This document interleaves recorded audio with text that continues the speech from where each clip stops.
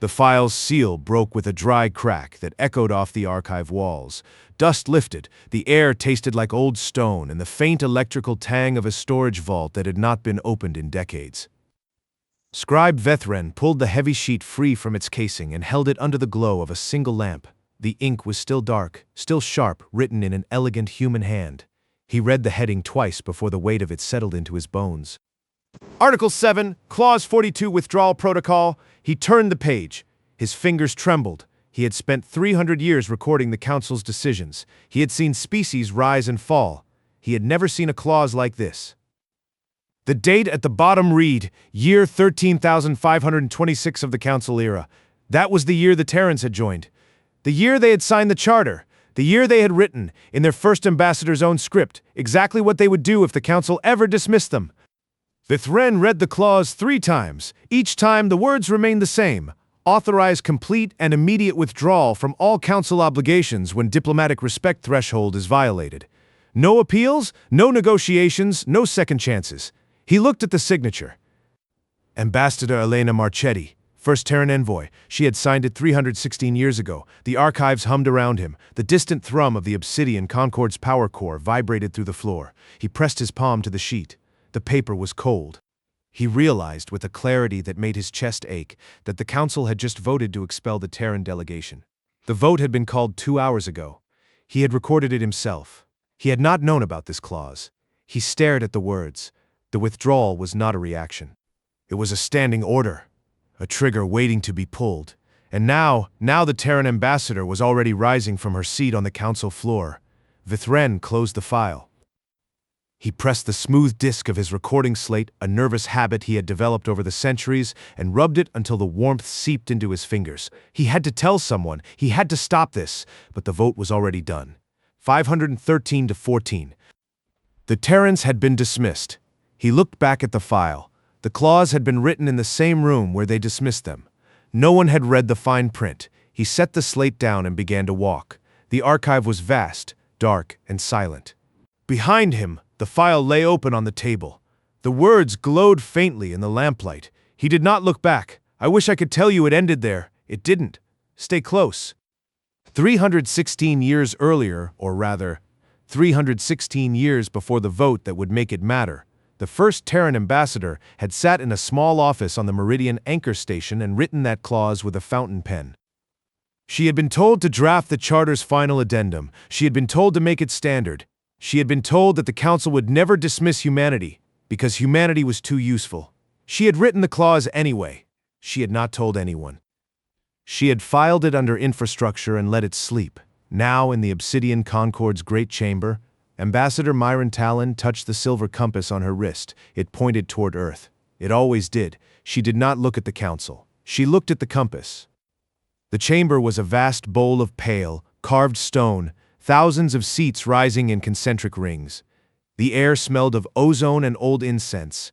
High Councillor Thraxon Vale stood at the dais, his 4 eyes scanning the assembly. He was tall and angular, his skin like oiled slate with silver vein tracings, a ceremonial harness of hammered brass across his chest. He had conquered systems in the Korvath expansion. He had lived for over 2 millennia. He believed institutional age equaled wisdom. He also believed that the Terrans were replaceable. The vote is final, he announced, his voice amplified by the chamber's acoustics. 513 in favor of expulsion, 14 against. The Terran delegation is hereby dismissed for emotional instability in the wake of the Korvath Reach incident. Scribe Vethren, seated in the recording gallery, watched the Terran delegation. There were a dozen of them. They did not move, they did not argue. Their faces were stone. Lieutenant Evra, the Terran aide, was shaking slightly. Her hands were clasped behind her back. She kept her eyes straight ahead. Ambassador Talon did not shake. She touched the compass once more. Then she pressed a small device on her wrist, a transmitter. Vethren realized, keyed to Earth's deep space relay. She transmitted one word, home. The Council chamber stirred. Some delegates leaned forward. Others whispered. Vale raised a hand for silence. "Do you have something to say, Ambassador?" he asked. Talon looked up. Her gaze was calm. "I have nothing to say, High Councillor. The vote has been called. The decision is made." "Then you accept the expulsion." I accept the consequences of your decision, she said. She did not smile. She did not frown. She simply stood and gathered her data slate. Vithren recorded every second. His slate was warm in his hands. He noticed that the Terran delegation had not packed their belongings. They had not brought any personal effects to the chamber. They had come ready to leave. He checked the time. The vote had been called 3 minutes ago. The Terrans had already begun transmitting something through their private channels. He could not intercept it. He could only watch. Talon walked toward the exit. She passed the Vrathi delegation, Aide Kale. The Vrathi assistant nodded at her as if to say good riddance. She did not acknowledge him. She walked out. Vale spoke again. The Council will reassign Terran logistics contracts to the Vrathi Supply Corps. The transition will be seamless. Vithren doubted that. He had read the reports. The Terran infrastructure network covered dozens of systems, thousands of stations, thousands of automated supply routes. None of those were owned by the Council. They were all leased. From the Terrans, he did not say anything. He was a scribe. He recorded. 2 standard hours later, the Meridian anchor station began its evacuation. Commander Jace Harlow stood at the main airlock, a tablet in his hand, checking off personnel. He was a short, broad-shouldered man with gray at his temples and a permanent squint from too many years under artificial light. He had served on the anchor for over a decade. He had watched the Council treat his people as maintenance workers and couriers. He had never been surprised. He was not surprised now. Department heads report, he said into his comm. Archives secured, came the voice from below. Data cores transferred to Terran deep storage. Medical bay offline. Supplies loaded. Engineering cutting the station's Council-facing arrays in 30 minutes.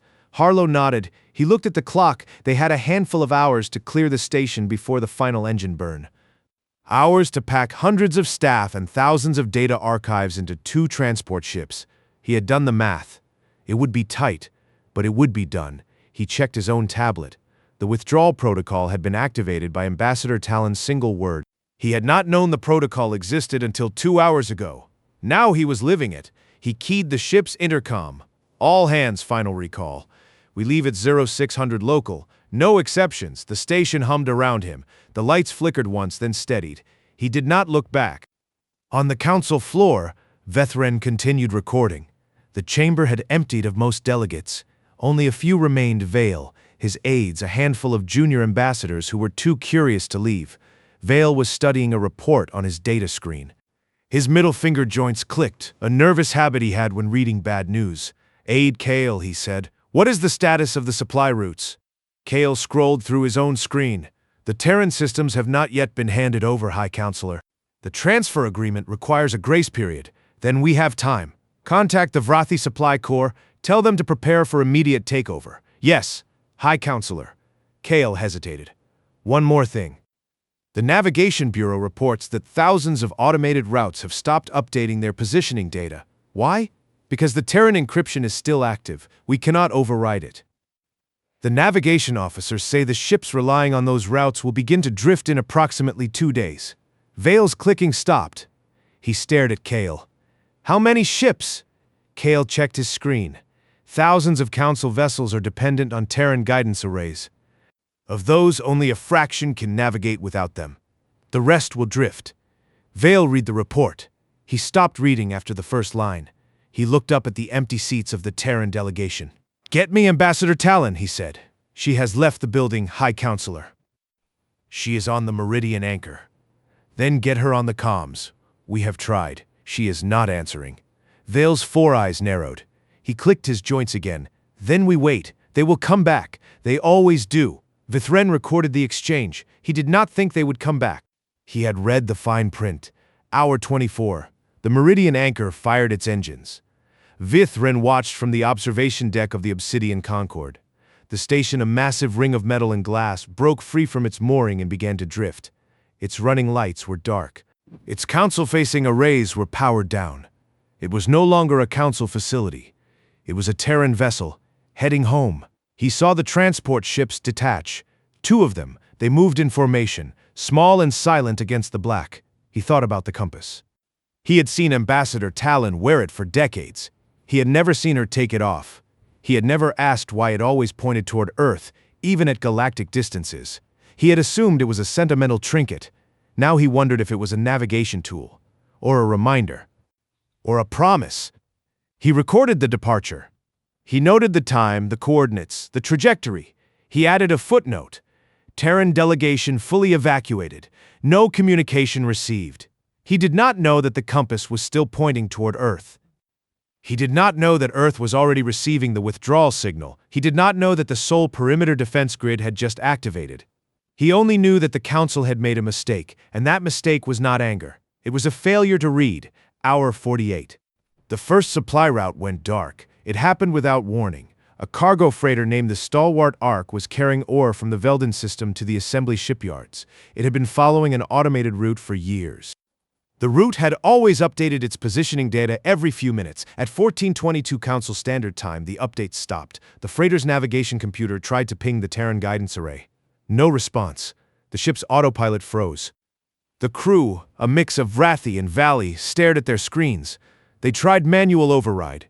The encryption was too strong. By hour 50, dozens more ships had stopped receiving updates. By hour 56, that number had climbed into the hundreds. The Navigation Bureau was in chaos. Officers shouted over each other. They tried to reroute ships through manual guidance, but there were too many. They tried to contact the Meridian anchor. The channel was dead. Vale had not slept. He stood at the navigation console, his silver tracings glinting under the harsh lights. He clicked his joints so often that his fingers had begun to ache. "How many now?" he asked. "Hundreds, High Counselor. And we are receiving reports of station systems failing, temperature controls, life support backups, communications relays. All of them were maintained by Terran contractors. They have not been replaced." Vale's voice was low. "Who approved their contracts? We have leased them for centuries, sir. It was standard procedure. Standard procedure." He looked at the map of the dozens of systems. Dark spots were beginning to appear, systems where the infrastructure was already showing signs of collapse. He had not known they were Terran-maintained. He had never asked. He turned to Kale. "Get me a copy of the Terran Charter." Kale blinked. "The Charter, High Counselor. Every word of it, now. Hour 60. Vethrin found the file. He had not left the archive since the departure. He had been searching through the deepest sections, the ones labeled infrastructure and administrative records. He had been looking for something, he did not know what. He found the charter at the back of a dusty shelf. It was not filed under species. It was filed under infrastructure. The binding was thick. The pages were yellowed. He turned to the final addendum. He read Article 7, Clause 42. He read it again. He did not read it a third time. He did not need to. He had already recorded the vote. He had already seen the withdrawal. He had already watched the council panic. He sat down on the floor of the archive. He looked at the signature. Elena Marchetti, first Terran ambassador. She had written the clause with a fountain pen. She had filed it under infrastructure. She had not told anyone. He thought about the compass. He thought about Talon's silence. He thought about the hours of evacuation, the thousands of data archives. He thought about the dozens of systems. He thought about the thousands of ships that would soon drift. He realized, with a certainty that made his hands shake, that the Council had not dismissed a species. They had dismissed a contract, and they had not read the termination clause. Hour 72. Vale received the report. He was in his private chamber, surrounded by data slates. The room was silent except for the hum of the cooling system, which was already beginning to fail. Kale entered. He did not look at Vale. He placed a single document on the table. "The full charter," he said. "I had it extracted from the archive." Vale picked it up. He turned to the final pages. He found Article 7, Clause 42. He read it once. He read it twice. He read it a third time. His fingers stopped clicking. He looked at Kale. "Who wrote this?" "The first Terran ambassador, sir. She signed it 316 years ago. The clause has been in the charter since the day they joined. It was never amended. We never read it." Vale stared at the page. The words were clear. They did not leave room for negotiation. He set the document down. His voice was hollow. They knew. They always knew. He looked out the window. The Meridian anchor was gone. The Terran ships were gone. The compass was gone. He did not know what to do next. Hour 78. Vithran left the archive. He walked through the silent corridors of the Obsidian Concord. The lights were dimmed. Some of the environmental systems had begun to fail. He could smell the faint sourness of overworked recyclers. He passed the recording gallery. It was empty. He passed the council chamber. It was dark. He found himself at the Terran delegation's former offices. The doors were open. The shelves were bare. He walked to the corner where Ambassador Talon had kept a small desk. He touched the surface. It was cold. He looked down. On the desk left behind was the silver compass. He picked it up. It was heavier than he expected. The face was engraved with a tree and a wave. The needle pointed toward the wall, toward the direction of Sol. He did not know where Sol was now. He only knew that the compass still pointed there. He pressed the smooth disc of his recording slate. He rubbed it until his fingers warmed. He said quietly, to no one, "They left because they had already planned to. They just needed us to prove they were right." He did not know if the council would ever learn. He did not know if they would ever stop drifting. He stood in the empty office, the compass heavy in his palm. He could feel the needle tremble, still fixed on a point he could not see. He closed his fingers around it and walked out. The corridor was colder now. The hum of the recyclers had dropped an octave. He passed a maintenance panel with a blinking orange light, a warning he did not stop to read. He had read enough for one day. He found High Counselor Vale in the Navigation Bureau, surrounded by officers who had not slept in over a day. The air was thick with the smell of stress and overcooked stimulant. Vale stood at the central console, his harness askew, his 4 eyes fixed on a map that was mostly dark. "High Counselor," Vethren said. Vale did not turn.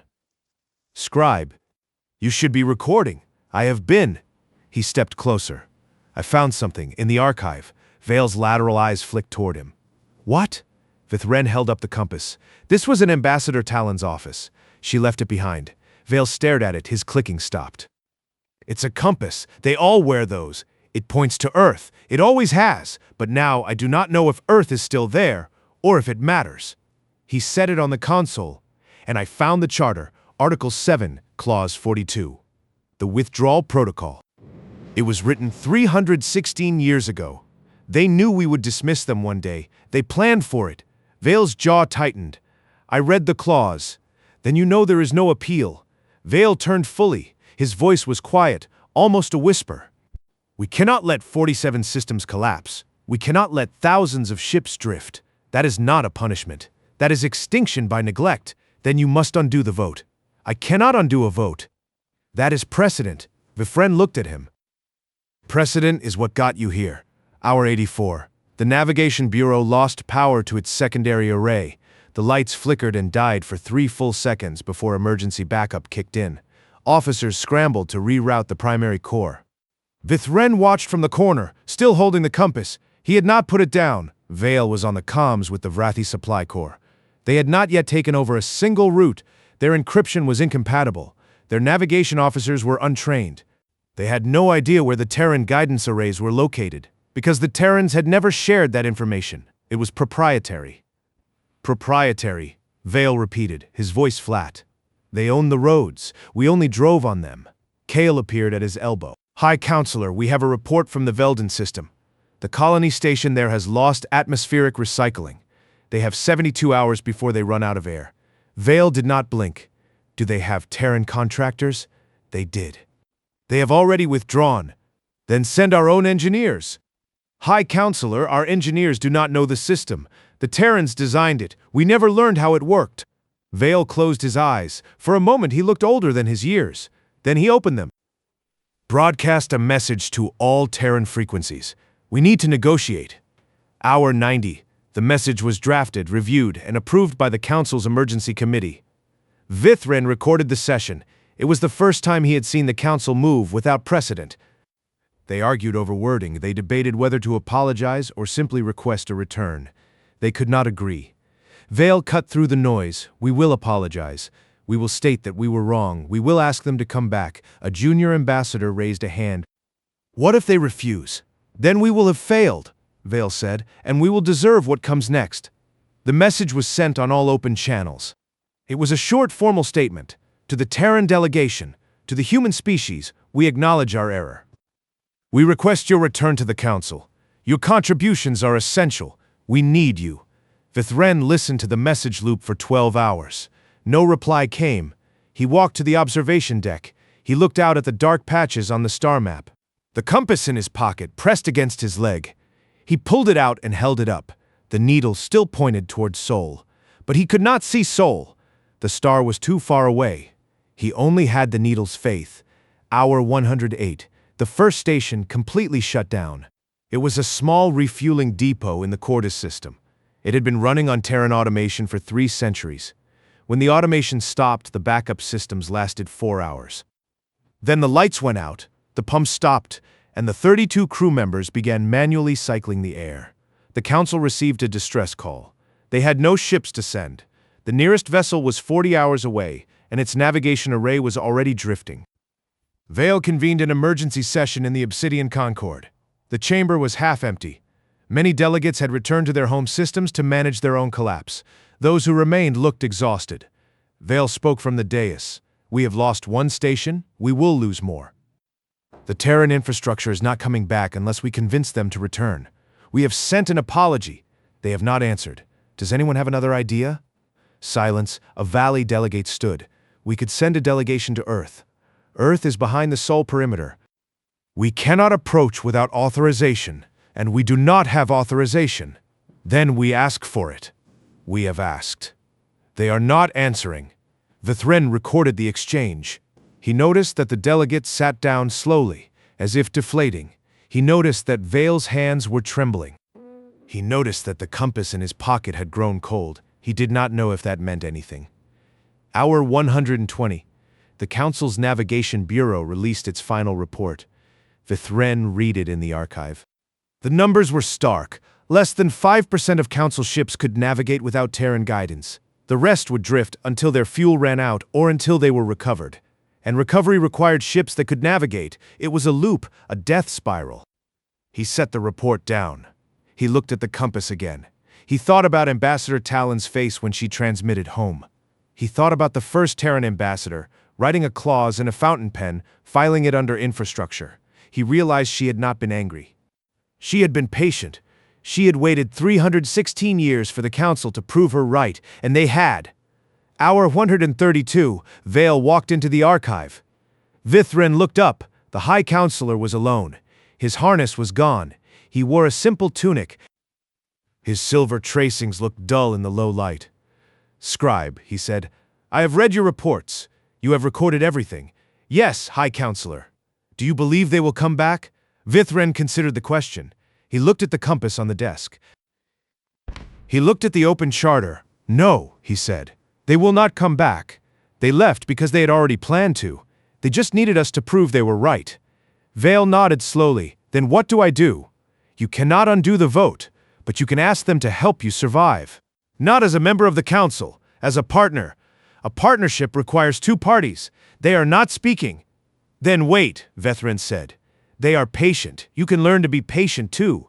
Vale looked at him. His 4 eyes were wet. He did not speak. He turned and walked out. Vithren sat alone in the archive. He held the compass. He did not know if he had helped or only added to the weight. Hour 144. The Council's apology was broadcast again. This time Vale spoke directly. His voice was raw. He admitted the vote was wrong. He admitted the Korvath Reach incident had been mishandled. He admitted that the Council had dismissed humanity as replaceable, and that they had been wrong. He ended with a single sentence. "We did not need to fear you. We needed to respect you. We did not. We ask for a second chance." Vithren watched the broadcast from the recording gallery. He saw Vale's face on the screen. He saw the emptiness behind him. He waited for a reply. None came. Hour 156. The lights in the Obsidian Concord dimmed for the 3rd time. This time, they did not come back fully. The emergency systems held, but the main power core was flickering. Engineers reported that the Terran maintained stabilizers were offline. Without them, the core would overheat in 3 days. Vale called Vithren to his private chamber. The room was bare. A single data slate sat on the table. Vale's hands were steady. "I have decided," he said, "to send a final message, not to the Council, to Earth. Directly. The Terran frequencies are still active. I do not know. But I will try." He placed his hand on the slate. "I want you to record this, not as a scribe, as a witness." Vithren nodded. He set up his recorder. Vale spoke into the slate, to the Terran people, to Ambassador Talon. "I am High Counselor Thraxon Vale. I was the one who called the vote. I was the one who dismissed you. I was wrong. I'm not asking for forgiveness. I'm asking for help, not for the Council, for the 47 systems that are dying, for the thousands of ships that are drifting, for the billions of lives that will follow. We did not know you held everything together. We did not ask. We did not thank. We are paying the price. Please help us." He stopped. He looked at Vethren. "Send it," he said. Vethren transmitted the message on the highest priority channel. He watched the signal pulse into the dark. Then he waited. Hour 16:08. A reply came. It was not from Earth. It was from the Meridian Anchor's secondary relay, a data packet that had been scheduled to transmit at this exact moment, regardless of whether anyone was listening. Vithren opened it. It was a single text block. He read it aloud to Vale. "You never needed to fear us. You only needed to need us. Now you know the difference. We do not return. We do not negotiate. We do not answer. We built your roads. We wrote your contracts. We gave you everything we had. You gave us a footnote. Goodbye." Vale stared at the screen. His mouth opened. No sound came out. Vethren closed the packet. He looked at the compass. The needle still pointed toward Earth. But the message was clear. They were gone, hour 180. Vithren sat alone in the archive. The council had dissolved into chaos. Delegates were shouting, accusing, blaming. Vale had retreated to his chambers and had not emerged. The lights were still flickering, the core was still overheating, the ships were still drifting. He held the compass in both hands. He thought about the years he had spent recording the council's decisions. He thought about the species that had come and gone. He had never seen one leave like this. He pressed the smooth disc of his recording slate. He rubbed it until it was warm. He said into the silence, "They did not leave because they were weak. They left because they were done. They had already given everything. We had already taken everything. There was nothing left to take." He looked at the compass again. The needle quivered. He did not know if it was a malfunction or a shift in the magnetic field. He did not know if Earth was still there. He only knew that the loudest thing in the galaxy was not a fleet. It was a species that had stopped answering. He set the compass on the desk. It caught the dim light. The engraving of the tree and the wave glowed faintly. He reached out and turned it over. On the back, in tiny letters, he saw an inscription. "We will not be forgotten. We will be missed." He had never noticed it before. He read it 3 times. Then he heard a sound, a low rumble from the direction of the navigation bureau. He stood. He walked toward it. He found the corridor filled with officers running. One of them grabbed his arm. "Scribe, the Sol perimeter is transmitting." A message from the Terran fleet. Vithren's heart stopped. He pushed through the crowd. He reached the navigation bureau. The main screen flickered. A single line of text appeared. "We are not coming back, but we have left you a gift." Then the screen went blank. Vale burst into the room. His eyes were wild. What gift? What did they leave? No one knew. Vithren looked at the compass in his hand. He looked at the inscription. He looked at the dark screen. He did not know what the gift was, but he knew it was not a rescue. "What gift?" Vale's voice cracked. "What did they leave?" No one answered. The screen remained dark. The navigation bureau hummed with failing systems. Vethren stepped forward and placed the compass on the console. The needle flickered, then steadied towards Sol. A technician shouted, "Massive data packet encrypted. There's a key for the scribe who read the fine print." Vethren typed the compass's inscription. "We will not be forgotten. We will be missed." The file unlocked. The archive unfurled across the screen. Hundreds of years of records. Maintenance logs, supply routes, personnel files, diplomatic correspondence. Everything the Terrans had ever managed for the Council. At the top a note. "We built this. We never charged you the full cost, but we kept the records." They were right. A subfolder marked Contingency held a document. Protocol for re-engagement conditional. Vithren read the conditions aloud. Full acknowledgement of Korvath Reach reparations. Dissolution of the Vrathi Supply Corps monopoly. "This is our gift, the truth." Vale read it over Vethren's shoulder. "They kept records of everything. They knew we would never look," Vethren said. "And a binding oath never to dismiss any species as replaceable, ratified unanimously." Vale shook his head. "Unanimous? We can't get unanimous for anything. Then they will not return," Vethren said, designed to fail.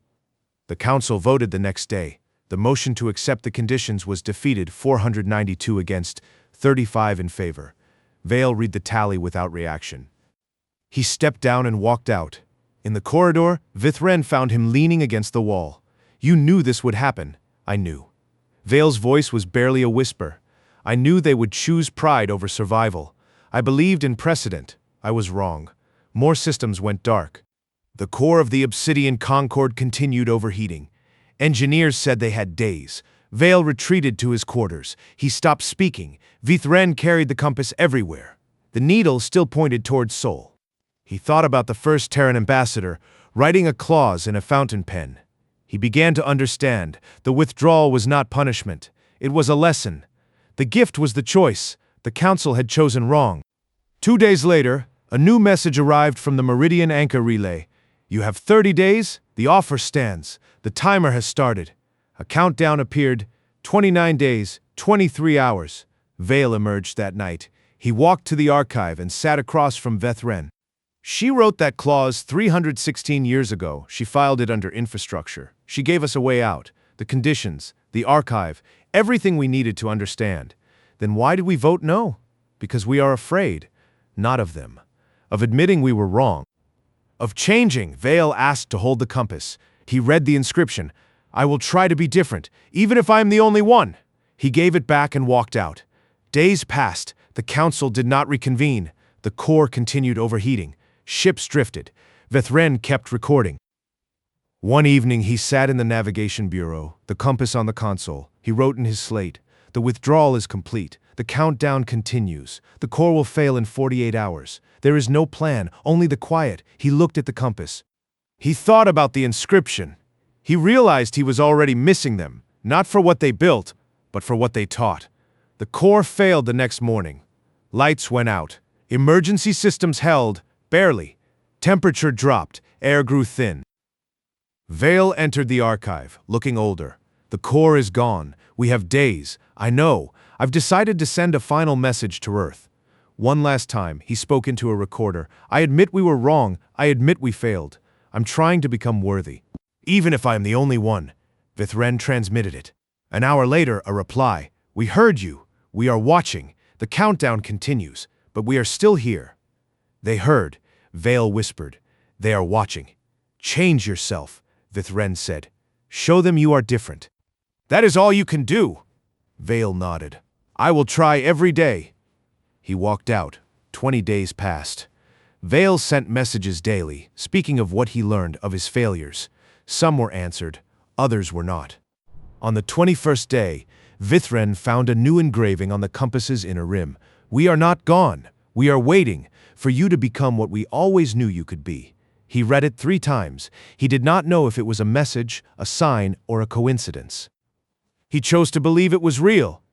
He pressed the compass to his chest. He closed his eyes. He waited. He opened his eyes. The compass was warm against his chest. The archive was dark, the emergency lights barely holding. He checked his slate. 24 days had passed. The air was thin. He could taste the metal of failing recyclers. He stood. He walked through the silent corridors. The Obsidian Concord was a tomb. Most of the remaining staff had left for their home systems, or what was left of them. Only a handful remained. Vale Kale, a few engineers. He found Vale in the navigation bureau, staring at the countdown. It read 5 days, 12 hours, 47 minutes. Scribe, Vale said without turning, the core will fail in 3 days. The engineers say, we cannot stop it. Then we will die, Vithren said. Perhaps. Vale turned. He looked thinner. His silver tracings were dim. But I have been thinking. The archive, it contains everything. Maintenance logs, schematics, power distribution. Everything the Terrans ever built. We never read it. We never needed to. But now we need to. Yes. Vale's eyes were bright. I have been reading. There is a contingency procedure. A manual override for the core. The Terrans included it in the archive. They gave us the means to save ourselves, but we never looked.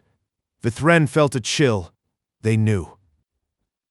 They knew we would not look, but they left it anyway.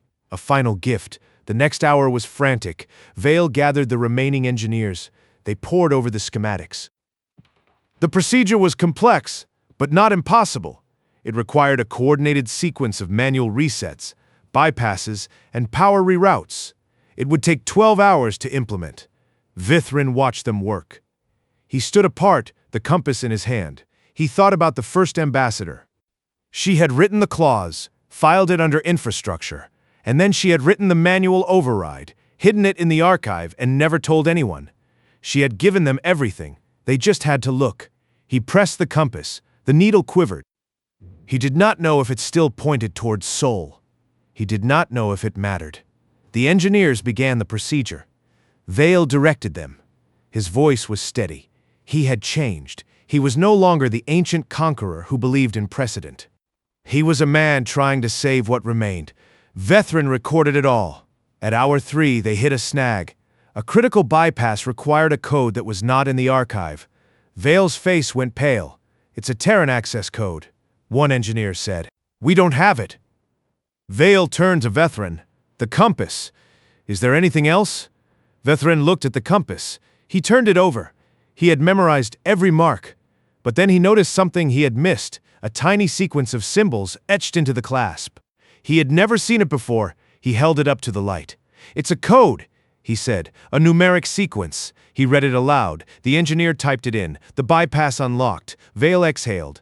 They left it, on the compass. They knew. They knew you would give it to someone who would read the fine print, Vethrin said. The work continued. 12 hours later, the core restarted. The lights flickered, then steadied. The hum returned. The air began to circulate. Engineers cheered. Vale collapsed into a chair, his face streaked with sweat. Vethrin stood at the observation deck. He watched the stars. The dark patches were still there, but the systems closest to the Concorde were coming back online. The core was holding. He looked at the compass. The needle had shifted. It no longer pointed toward Seoul. It pointed toward the Obsidian Concorde. He read the inscription again. "We will not be forgotten. We will be missed." He understood now. The Terrans had left. They had taken their compasses with them. But this one had been left behind, not as an oversight. As a message. "We are not coming back, but you can still find your way." 3 days later, a final transmission arrived from the Seoul Perimeter Relay. It was brief. A single sentence: "You have done it. You have learned. We are watching, but we are not returning. The roads are yours now. Build them well." Vale read it. His hands trembled. He did not speak. Vethrin recorded the message. He closed his slate. He walked to the archive. He placed the compass on the table beside the charter. He opened the charter to Article 7, Clause 42. He read the clause one last time, then he sat down. He took out his slate. He began to write his final entry. "The Terran withdrawal is complete. The Council has survived, but it is not the same. The Vrati Dominion has lost its monopoly. The Valley have gained influence. The Terrans are gone. But their infrastructure remains, now managed by the species they trained. The core runs on its own. The ships have found new routes, and the compass no longer points to Earth. It points to the Concorde, a reminder of where we are and where we must go. I do not know if the Terrans will ever return. I suspect they will not. They have moved on, but they left us a gift. Not the archive, not the manual override, not the countdown. They left us the truth, that we were never replaceable, that we were always necessary, and that we are capable of more than we ever believed. I will keep recording. That is my purpose. But now I record a different story, a story of survival, a story of change, a story of a species that stopped asking for help and started building its own roads. The compass is silent. The archive is full, and the galaxy is still turning. He set the slate down. He looked at the compass. The needle was still. He reached out and touched it. It was cold. He stood. He walked to the door of the archive. He paused. He did not look back. The lights of the Obsidian Concorde burned steady. The core hummed. The corridors were empty, but the systems were alive. Vale stood on the observation deck, looking out at the stars. The dark patches were shrinking. Systems were coming back online, powered by species that had finally learned to read the manuals. He held a data slate. It contained the Terran archive. He had read it cover to cover. He knew now what they had given him. He pressed the slate to his chest. He did not speak. He simply watched the stars. In the archive, Vethrin sat in the dim light. He had closed his slate. He had placed the compass on the table. He thought about the first ambassador, Elena Marchetti. She had written the clause, filed it under infrastructure, and then she had written the manual override, hidden it in the archive, and left the code on a compass. She had given them everything. She had never asked for thanks. She had simply built and maintained and waited. He wondered if she had known that one day someone would read the fine print. He thought about the inscription, "We will not be forgotten. We will be missed." He knew now that they were both forgotten and missed, but also remembered, in the records, in the archive, in the compass that no longer pointed to Earth. He reached out and turned the compass over. The needle had stopped moving. It pointed to the wall. The wall of the Concorde. He smiled. It was a small smile, barely visible. He stood. He walked out of the archive. He left the compass on the table beside the charter. He did not take it with him. The archive door closed behind him. The lights dimmed. The compass sat alone on the table, its needle still. Outside, the obsidian Concorde hummed with new life. The core was stable. The air was fresh. The ships were navigating. Vale walked the corridors. He passed the navigation bureau. It was quiet. Officers were at their posts, but they were calm. They had learned. He stopped at the door of the archive. He did not open it. He pressed his hand to the door. He said quietly, "Thank you." Then he walked away. Inside the archive, the compass caught a sliver of light from the emergency glow. It glinted. The needle pointed to the wall that faced Earth, but Earth was far away now.